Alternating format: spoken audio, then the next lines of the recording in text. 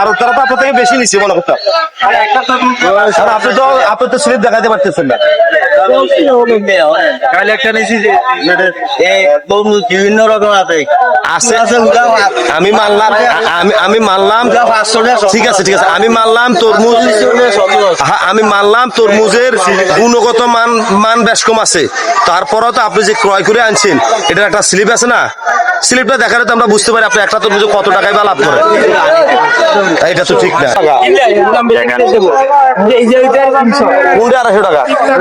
এটা চাইতেছে 400 টাকা পার পিস।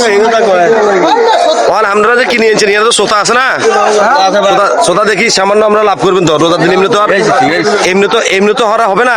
আপনার তো ফ্যাট ফিট আছে, আপনার তো ব্যবসা করতে হবে। তো ব্যবসাটা সীমিত হোক না রোজার মাস। পৃথিবীর সব রাষ্ট্রে কিন্তু ইসলামিক কান্ট্রিগুলিতে তো রোজার মাসে আপনার পণ্যের দাম কমায় দেয়, কিন্তু বাংলাদেশে পণ্যের দাম এত বাড়ি যায় কেন মুরব্বী? বাংলাদেশে পণ্যের দাম এত বাড়ি যায় কেন রোজার মাসে?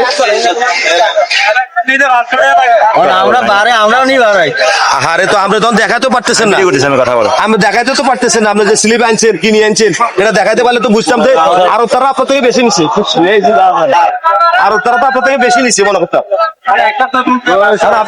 আপনি তো স্লিপ দেখাতে পারতেছেন না।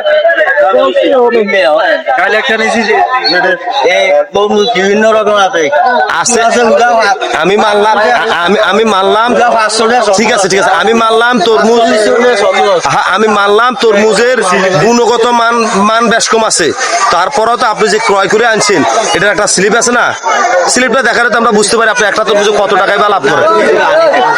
এটা তো ঠিক না। এখন আমরা তো বুঝবো না, সাধারণ ক্রেতা তো বুঝবো না এই তরমুজের দাম কত, আপনি কত লাভ করতেছেন, কত নিচ্ছেন মানুষের কাছ থেকে।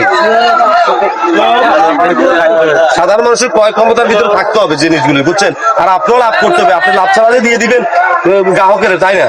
এরকম না, কিন্তু আপনার লাভ করতে হবে। আপনি সীমিত লাভ করেন রোজার মাসে, লাভ অধিক না করে সীমিত করার চেষ্টা করেন।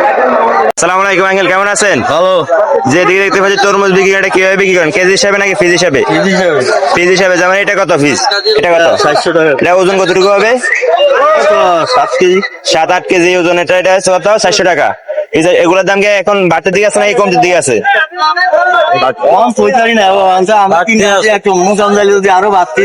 বাড়তির দিকে আছে না?